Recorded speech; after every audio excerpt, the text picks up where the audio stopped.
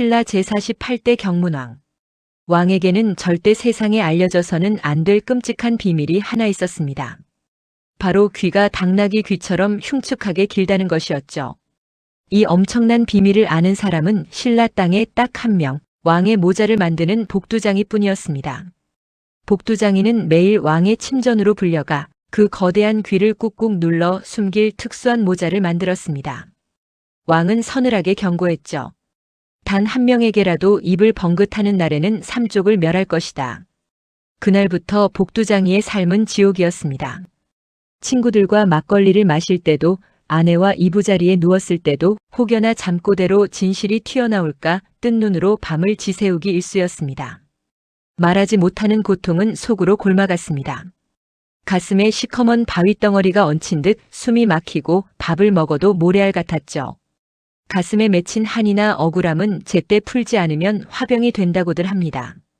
긴 세월 살아오시며 선생님들께서도 말 못할 비밀이나 억울함 하나쯤 가슴에 꾹꾹 눌러 담아보셨겠지요. 그 답답함이 얼마나 피를 말리는지 참 잘 아실 겁니다. 복두장이도 그랬습니다. 결국 마음의 병은 육신의 병이 되어 덜컥 자리에 눕고 말았습니다. 죽음의 문턱에서야 복두장이는 결심했습니다. 이대로 죽을 수는 없다. 내 가슴을 짓누르는 이 말을 시원하게 뱉어내고 싶다. 그는 앙상한 몸을 이끌고 인적 드문 대나무 숲으로 향했습니다. 댄잎 소리만이 가득한 숲 한가운데서 복두장이는 남은 생명력을 모두 쥐어짜내어 피를 토하듯 소리쳤습니다. 임금님 귀는 당나귀 귀다. 우리 임금님 귀는 당나귀 귀다. 그 순간 꽉 막혀있던 가슴이 뻥 뚫리며 10년 묵은 체증이 씻은 듯 내려갔습니다.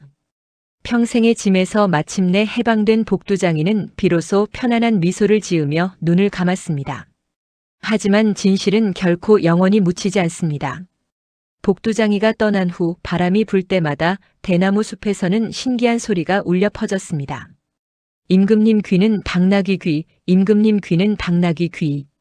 바람을 타고 날아간 진실은 결국 온 백성의 귀에 닿고 말았죠. 아무리 권력으로 입을 막고 거대한 모자로 덮으려 해도 진실은 기어이 세상 밖으로 드러나고 맙니다. 죽음 앞에서야 비로소 진실을 외친 복두장이의 절규. 오늘을 사는 우리들의 답답한 가슴 속에도 무언가 시원하게 외쳐버리고 싶은 당나귀 귀 하나쯤 숨어있지 않을까요?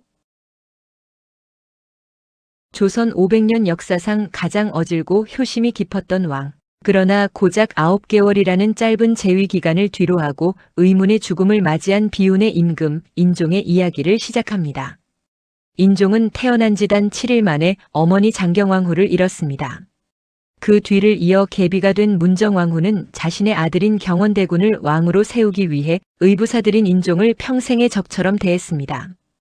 어느 날은 인종이 잠든 동궁전에 불을 질러 그를 죽이려 했다는 기록이 있을 정도로 문정왕후의 시기심은 잔혹했습니다. 하지만 인종은 달랐습니다.